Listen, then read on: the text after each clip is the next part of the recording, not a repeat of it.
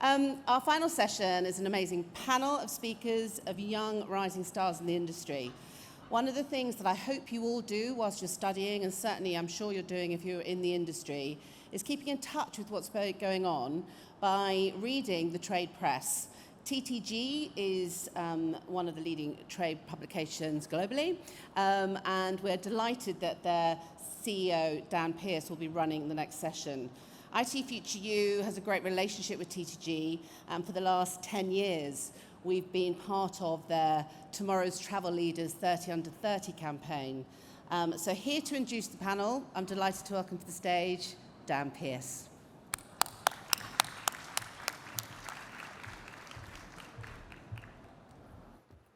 Oh, we'll shake hands, are we? Oh, all right. Oops, your glasses.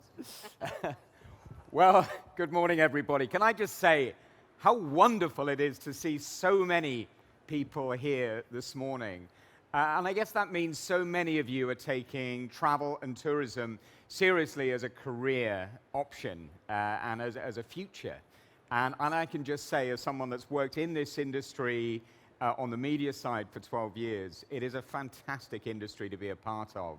An industry that literally exists to put smiles on people's faces, as you'll see around the show today. And just sitting there listening to those opening sessions, there were so many takeaways there, but just a couple I would say. One from Ollie, that point around knowledge and learning. Just keep learning. You never stop learning, and I certainly am not stopping learning myself. But also the point around energy, I thought, from Jenny. I have to work increasingly hard to maintain my energy levels in my advanced years, but that's something that all of us can relate to. Above all, after this session, get straight out there and go and talk to people. Use your energy levels around WTM today. So just before we go into the panel, thank you, Claire, for the kind introduction, but who am I? So I'm Dan. I run TTG Media. So TTG is the Travel Trade Gazette. It was founded almost 70 years ago in the 1950s. It was a newspaper that was founded to connect suppliers of travel with sellers of travel, with travel agents. And 69 years later, we exist for exactly the same reasons, but as a modern media business, still publishing monthly, with a very busy website, ttgmedia.com. If you don't know it, register for it today. It's all free. You get all the industry updates that Claire mentioned. And we do lots of other things around the travel industry as well. But one of the things that's given me most joy and most satisfaction over the past decade has been the establishment of the TTG 30 Under 30. Now, we have a purpose as a business to promote smarter, better, fairer travel. And what we mean by fairer travel is promoting an industry that's kinder to the environment and that's kinder and equal to everybody that works within it. And by promoting the 30 under the age of 30 every year that we think will be the future leaders of the industry, we're really trying to hold up the future heroes of this industry. And I'm so pleased that we've got 4 brilliant examples from this year's cohort to talk to on the panel this morning. And really quite a wide cross-section of travel, as you'll see here. And I think, hopefully after this session, that's one of the takeaways that you'll have. Travel is a very broad church and offers so many different opportunities for the future. Good. So without any further ado, I'd like you to join me in welcoming to the stage our 4 panelists in alphabetical order. So please welcome Bex Landale from Audley Travel. Bex. Hi, Bex. I'd like to take the seat on the far left. Bridget Donaldson from TUI. Bridget. Thanking you. Craig Everett from Holibob. Take the next seat. And Pelumi Nubi from Comfy Trav and a number of other businesses as well, I think. Hello. Do take a seat. Well, thank you very much. And like I say, we've got an incredible cross-section of the industry actually represented here. So I just want to go, first of all, down the line and just ask each of our panel to just briefly introduce themselves and tell us what they do and how they fit into travel. Pelumi, let's start with you. Hello, everyone. Thank you so much for having me here. My name is Pelumi Nubi. As you rightfully said, I do wear multiple hats within the industry. Yep. The first being a content creator and kind of showcasing travel, making it easy, safe, and doable, especially as a majority solo female traveler. I also own Oremi Travels, which is a travel agency that kind of like small boutique and just off the beaten path kind of routine. I am also part of the Black Explorer, which is a travel magazine that amplifies the Black travel narrative, because we definitely don't have enough of that within the media space. And many, many more. My recent one is Comfy Trav, which is a travel affirmation card. I actually want every single person in this room to receive a sample. I have a few to give out. And it's really behind the narrative of a lot of people kind of like disqualify themselves before they get a chance to actually travel. So this is affirmations that help with traveling. And yeah, I'm just all about getting people out there, getting them past that kind of nervous phase, and them exploring the world, because the beautiful world we do live in. And yeah, that's about me. Wow, so like a little bit of everything with Pelumi. Yeah. We'll come back to some of that shortly. Craig. Hi, everyone. So I'm Craig Everett. I'm the co-founder and CEO of Holibob. So Holibob is an e-commerce engine for experiences and things to do. We try and help travelers around the world by connecting them to the world of things to do. I founded Holibob, I founded a company called Whiteout Ski when I was in fourth year university at Glasgow Unis, so kind of have been sitting where you were sitting not that long ago, and then we kind of moved on to running Holibob. Today, Holibob has about 55 members of the team across the UK, Europe, and the US. I think I'll probably leave it there, but happy to kind of talk a bit more about what we do and sort of share a bit of my experience in the last 5 years in travel. Great. Yeah, we'll drill some more into that shortly, Craig. And Bridget, good to see you. Thank you. Hi, guys. I'm Bridget. So I fell into travel a little bit by accident, I would say. My experience is in aviation and has been for about 10 years, through the military. So I was in the Air Force Reserves and worked with the Air Force through my undergraduate degree. And a little bit later on, I developed this passion for sustainability, and I loved aviation. I loved everything about the industry, and I started to realize that there's no future in aviation unless we start talking about sustainability. So I thought the best way to do that would be to gain a bit of experience in the commercial sector. So I joined TUI Airways as cabin crew 3 years ago, and I'm still in that role, but now I have moved into a dual role. So alongside working as cabin crew, I also work in their sustainability team and look at developing future fuels and future technology for our aircraft. And I'm doing that through a PhD at Oxford University at the minute. And I feel that the experience as crew is so vital, because you can't understand a business unless you understand the operational side of it. And I can't make decisions about where the airline and where the business is going unless I understand what it's like to be customer-facing, working with a business every day. Wow, and all of that and studying for a PhD. Yeah, it all ties in. It sounds a bit complicated, but it works. Yep. And where was your last trip, your last flight? Cancun, Mexico. So that was, a couple of weeks ago. Okay, good. And Bex, let's hear from Amazing. Hi, lovely to meet everybody. I'm Bex. I work for Audley Travel, which is a tailor-made travel company. So we work with sending people all over the world to various different destinations, but we're all specialists of the countries that we cover. So I sit in the Southeast Asia team. I'm a senior travel consultant. So I speak to clients who want to travel and see the world in the way that Audley offers. We're a responsible travel company, so a lot of the focus is, again, on sustainability, the impact impact on the communities that we work with and making sure that we're working with hotels that have a positive impact too. I actually started in the travel industry because I love to travel, which is no surprise. I was living out in Vietnam for a year and a half teaching English, and came back and thought, how can I allow people to see Vietnam the way that I did, and really get to grips with the culture and the people that I loved so much. So that's where I began.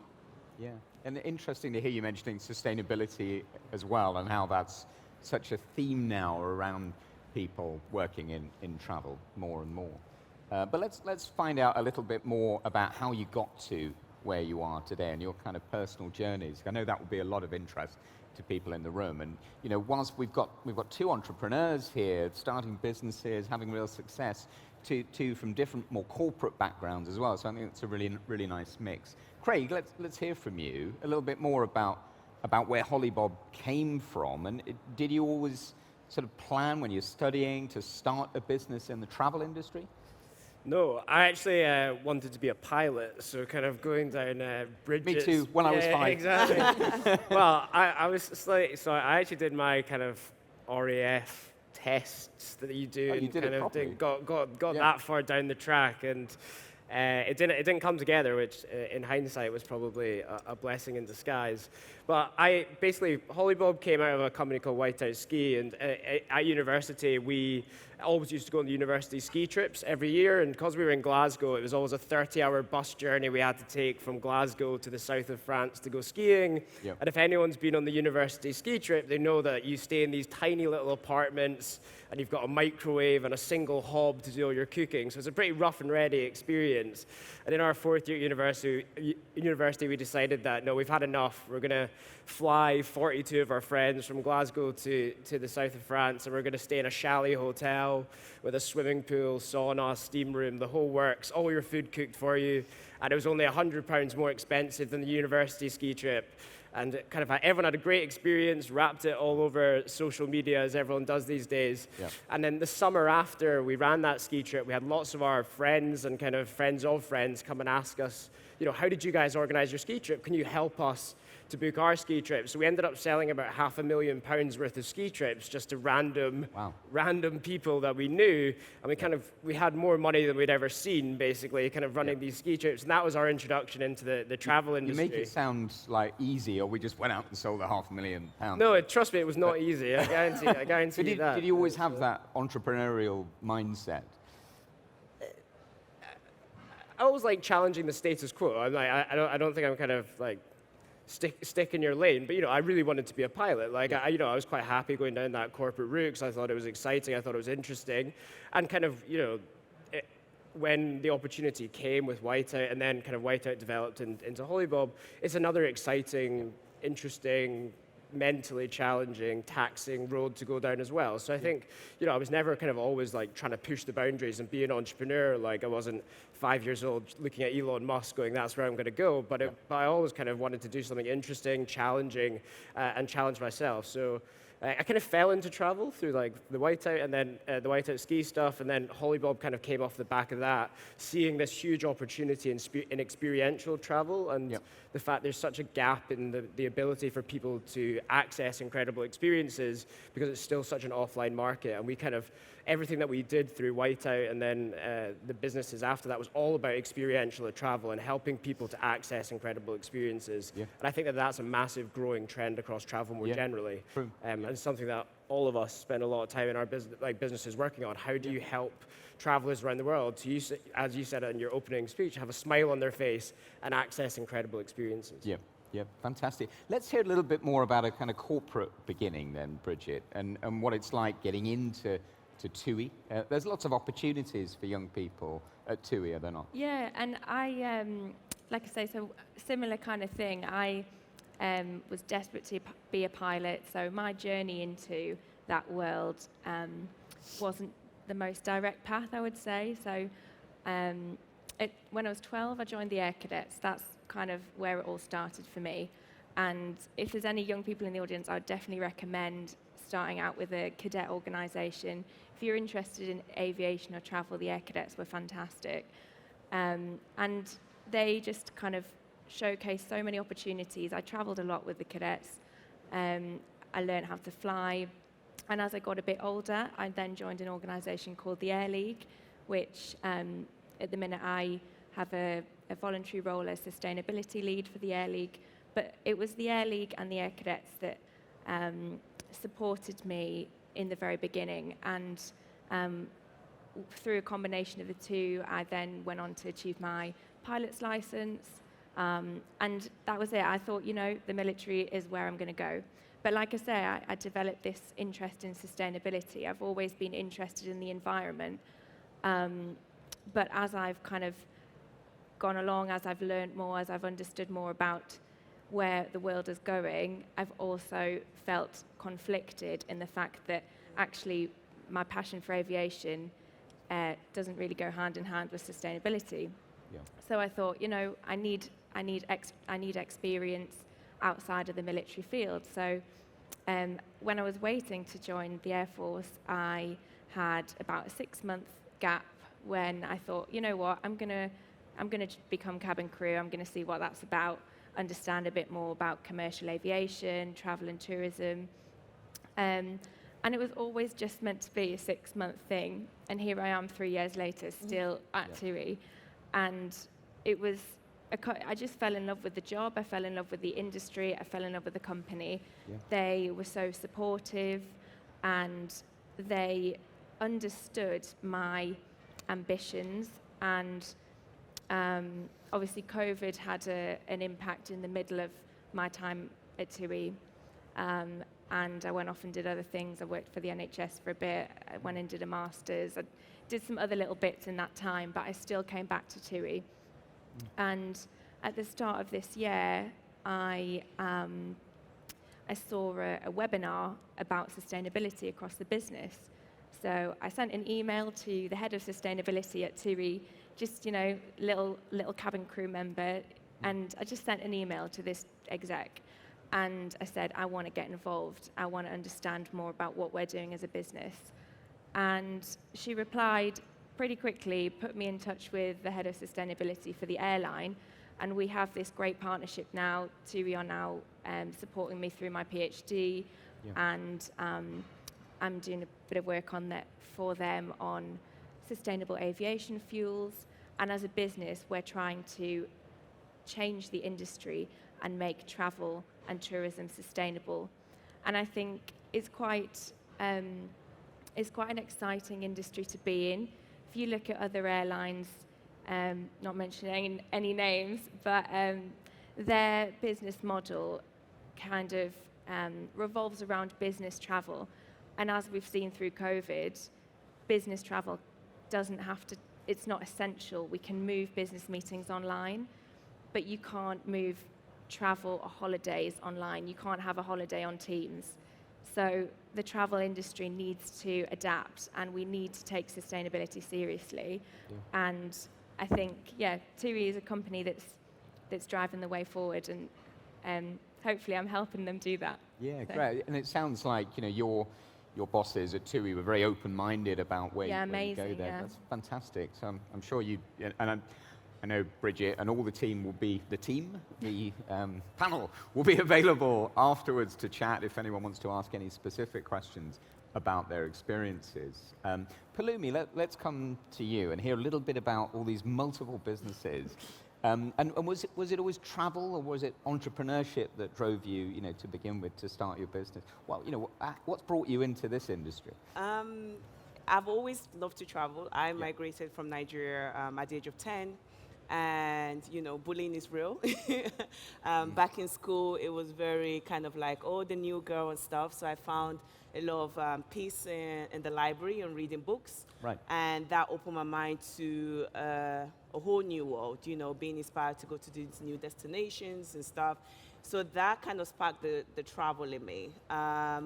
And I went to study something totally different. I did an undergrad in biomedical science, did a PhD in cancer research and human genetics, and then the pandemic hit, which caused lab closure. And I think the pandemic was a very fundamental time for a lot of people to really evaluate what they want to do with their career, how they want to move forward with things. and just kind of like what really brought me joy and what was the thing. And I was always documenting my travels alongside when I was doing my PhD. I did a lot of like, traveling like, to Europe and stuff, so very small travels. And, just showing that, you can have a pretty busy schedule and still just kind of squeezing your passion into it. And how were you documenting the On travels? social media. So Instagram was my big interface. So I was just showing that traveling can be easy, can be safe, can be doable, and just kind of like breaking that boundaries where people say, I cannot do it. And I'm just like, you can, you can budget this way, and just providing hacks and tips. Yeah. And I just found passion. It was just something, I would stay up night editing videos. And, I always tell people the things you do that even if you don't get paid and you still do it, there is something there, I wasn't getting paid for this thing, and I would put in all my efforts and all of that. That was your passion. That was my passion. That was something I was just like, giving out freely, free information. Yeah. And obviously brands were seeing me, and I was working with brands for collaboration, creating videos for them. And this was as the Black Explorer, yes, under the Black Explorer brand. Exactly. Yeah. So under my brand, so as Pelumi Nubi, the Black Explorer came separately as the magazine. Yeah. So when the pandemic hit, I then met Ella, who is the founder of Black Explorer, and then I came to work with her after as a co-founder. We just found that, after George Floyd and, the whole Black Lives Matter movement happened, it was something that we found, like, within the media space, it wasn't really being spoken about, Black travel, amplification. You get being an in-flight and you open a magazine, no one looks like me. Like, what is going on? We clearly travel to these places. It's still a problem, isn't it, in still travel a major marketing? problem. A major problem, Yeah. So we wanted to change that. So that's where the Black Explorer came into place. And I always tell people, whatever you find, whatever is passionate for you, just do it. Like, everything, don't see it as it has to be. I think the world we live in tends to want to box us in things. You have to be this person, or you have to be, like, you can be multiple things, and that's okay. Just really adopting that and just really going for to it. Any idea, anything that I found interesting or passionate about, I just went for it. Yeah. The Black Explorer came. We are on our third issue, which is called Africa is Not a Country. When someone actually asked what's the capital of Africa, that was just crazy. So we was like, okay, we need to highlight this because there are 54 different countries within the continent. Yeah. Just really amplifying that and just making sure that these are conversations that we're having, and I'm glad, we are having this. So that's how the Black Explorer came about, and it's running. We love it. And did you, if you don't mind me asking, so did you get to a point where you were making money from that, where you could get a living, from that sort of activity? Honestly, not yet.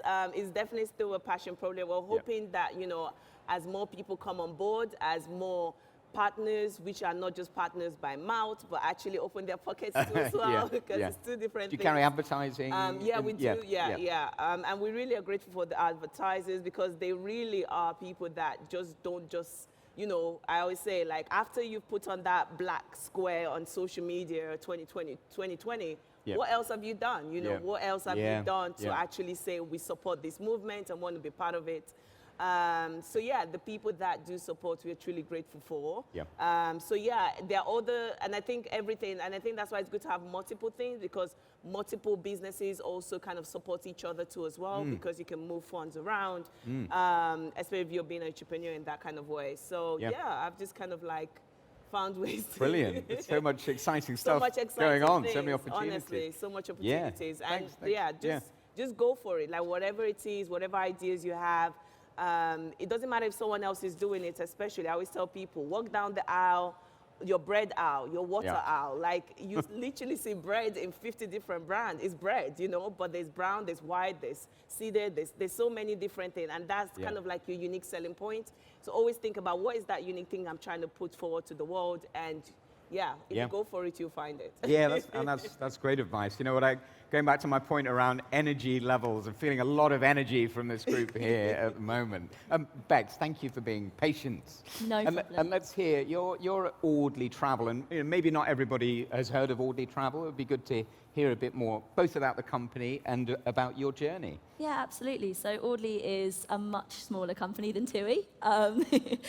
We kind of made up about 300 people across across 3 offices, 2 in London, 2 in the UK and 1 in Boston. So we do have 2 travel markets, but I'm obviously based in the UK. And as I mentioned before, it's all about tailor-made. So getting to know the individual client, what is going to make them tick, what's going to make their holiday special to them, and really draw out the most of the countries that they're visiting.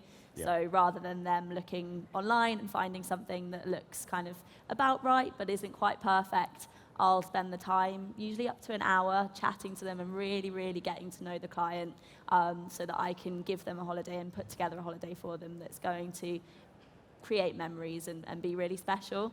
I think the reason it's so important to me is my first kind of holiday memory that was really special was a trip to Indonesia, to Bali, when I was 10 for my mum's birthday.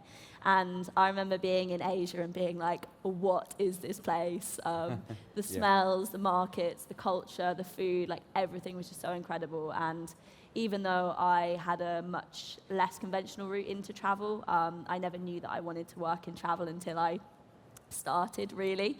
I always had that love for travel since that moment. And working with families especially, I love it when they've got kind of kids the same age that I would have been when I went on that trip.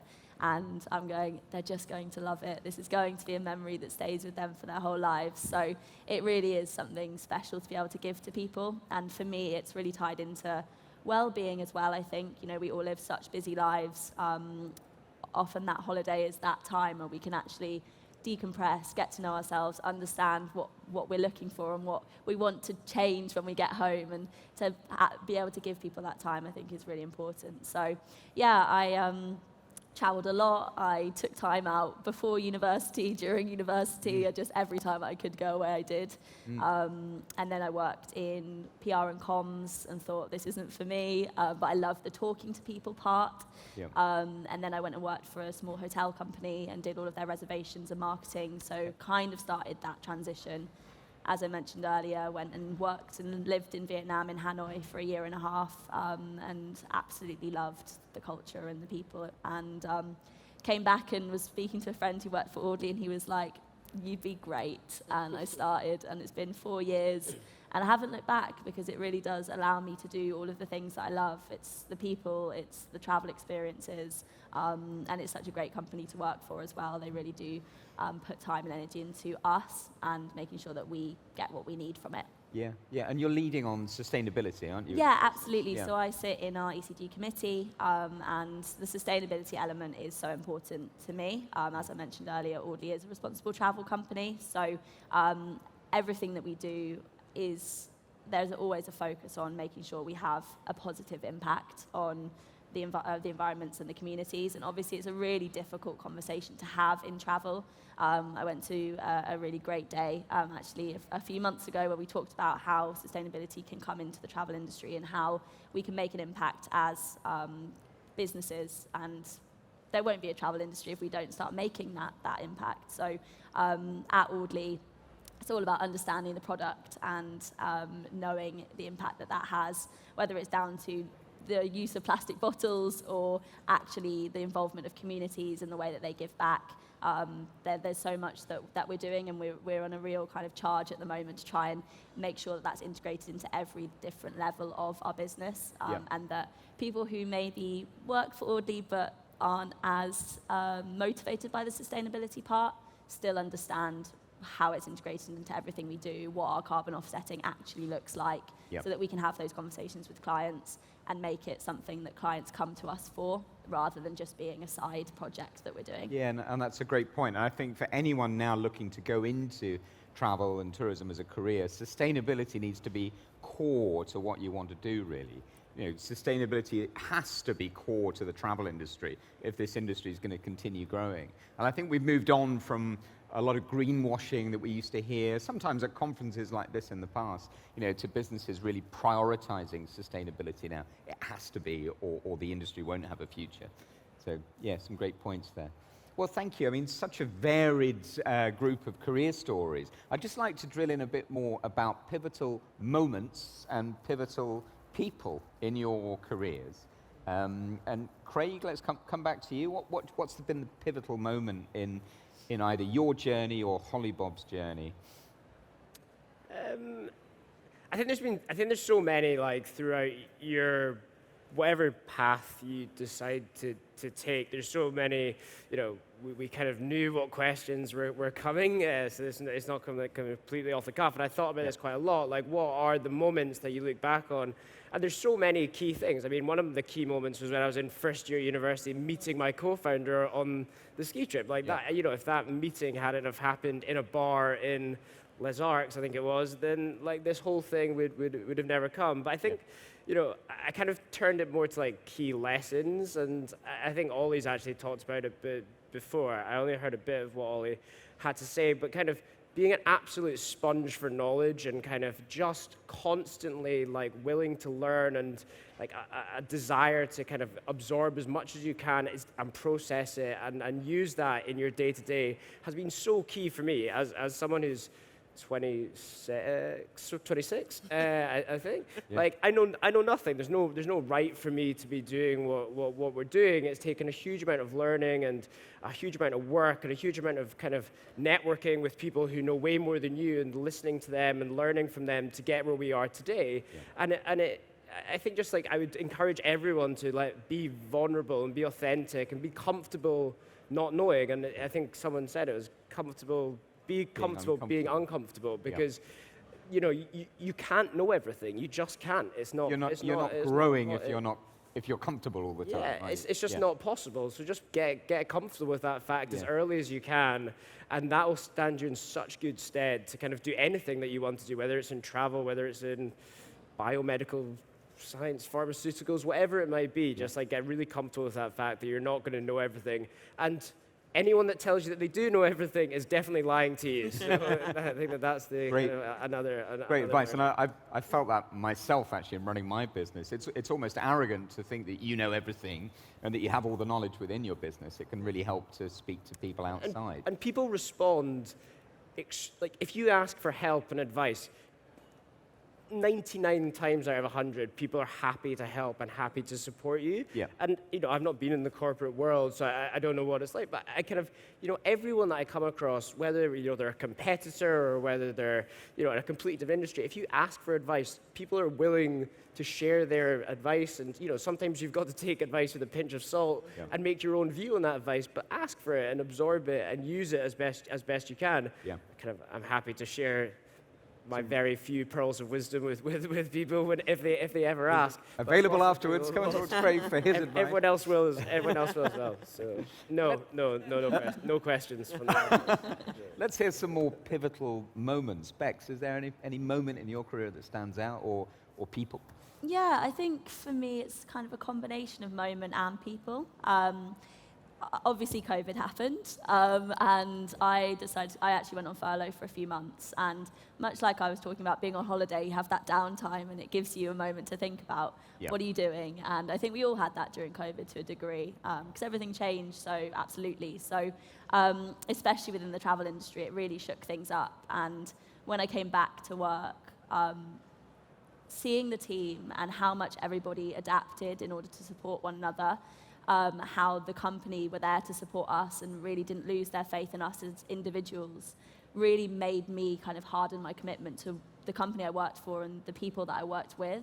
I think I find everyone I work with incredibly inspiring because they're so driven, they're so enthusiastic and positive, and they're so knowledgeable. Yeah. So every day I come in and I don't know about a specific route or whatever it might be, I've got this question and I just go to my team and they're always lifting each other up, which I absolutely love. Yeah. I think it's something about the culture, and I see it throughout the travel industry as well. Yeah, I agree. Businesses where people want to support each other and help each other shine within the business, so important. Absolutely, absolutely. So I think taking stock of that moment and going, wow, I'm really lucky to work for a company like I do, to be able to inspire each other, to support each other, and to grow. And that was the moment where I decided, you know what, I'd always been a bit kind of underconfident to say I really wanted to grow within the company, to go into leadership and to see where I went from there. And your CEO is Nick Longman, isn't it? Nick Longman, who was CEO at TUI. Big personality in the business. Absolutely. Is he approachable? Is it important to have an approachable leader within? Yeah, it is. And all of our leadership team in the GEB are incredibly approachable, which is another thing I love. They sit on a desk next to you. There isn't a sort of separate office. No one's wearing kind of suits and boots. We're all very casual. Great. And it means that if you ever have a question for the managing director, the CEO, the CFO, whoever it might be, you just go over, and there's very much a culture of just chatting to them if there is something that you wanted to bring up, and that wouldn't be strange. Yeah, excellent. Good to hear. Pelumi, pivotal moments in your journey? I'll say definitely the pandemic, definitely that downtime to actually think about where do I want to go, what do I want to do, what's important for me, and things like that. And really coming back to his point about, you just don't know. Like, there's a podcast I love listening to, How I Built It, and at the end of the series, he always asks, it's an amazing podcast, it's really good. He always asks, how much is due to work and how much is due to luck? And I'm realizing the more work you put, the more lucky seems to be, in a way. I've found that to be true. And just the people around you, having a community around you. Like, I was just thinking back, like 30 under 30, someone actually just sent me the application and said, oh, Pelumi, you think you should apply for this? I was like, okay, let's do it, And then that work from your side. So luck of someone thinking about me when they saw this thing, and me then putting myself out there. So it's always that mixture, and don't be scared of just going for it. Like, you just don't know. And being here today, everything just kind of, you're just like, and people might see that and be like, oh, God, wow, she's so lucky, but you just don't know the behind the scene of how it built up to that. It's going for the opportunity. It's going for the opportunity. Opportunities are there, in a sense, for everybody, but it's having the confidence, the drive to recognize and go for that. Yeah, I'll speak for someone too, and she was like, she says this thing, just send ships out. Like, every day, send some ships out. Some might not ship, her accent is strong. Like boats, let's say boats. Sorry. Ships. I was thinking sheep. Like ships. Sheep. But the Nigerian mean never leaves. But like, send some boats out. Like, sometimes they sail back in with absolutely nothing in them. But sometimes they actually have goods, It's like every day being intentional is intentionality, really. Introduce yourself to someone. Just say, this is what I'm doing. You just never know where the opportunity come back from that. It's a lovely point. And your pivotal moments, Bridget? Same again, there's been so many, and I feel that my journey is constantly changing. If you asked me a year ago where I thought I would be now, I would have said something completely different. But I totally agree, you need to reach out, you make your own opportunities. And like I said, I sent an email to his exec team. My whole career has kind of followed a similar path. If I've been told no, I've gone and asked somebody else. And don't be afraid. I think this industry is so inclusive. And like I say, you make your own opportunities, so you've got to go out and reach out to those people who can help you get to where you want to be. And if they say no, fair enough, go and ask somebody else. But like I say, throughout my career, there's not been one pivotal point. It's been one and then another, and it's constantly changing. But the organisations I've associated myself with, being in a community, like everybody said, that's been the main thing that's helped me. So. Yeah. Can I ask you all, do you have mentors? Do you have people that, whether on a formal basis or an informal basis, people maybe more experienced that you turn to for advice? Anybody want to speak on that? I would say informally so. There's probably 2 or 3 more senior people within my kind of within the company. One of whom is my manager, which is helpful, but she's also a very close friend, and she's been working within the travel industry for 15 years, so she's got that more experience and really supports me with my growth. My old head of department or head of program, who has moved to kind of different parts of the businesses, but I've always felt that if I had questions that I could speak to him. I actually did a podcast with my dad, who's a leadership coach, during lockdown, and he'd listen to that and then come to me and say, oh, I listened to this in your podcast about leadership, this is my thoughts, and we'd have this whole dialogue. So I think there's definitely those people that I would feel comfortable to, but very informally. Yeah, and anybody else? Yeah, I think definitely just finding those people that you admire and just kind of like, again, reaching out to them, and they want to see you win too as well. So they're always trying to kind of like new opportunities. And you mentioned that my mom, honestly, when I started Remy Travel, she should share it all to all our contact lists. You need those people that are just in the sideline cheering you on.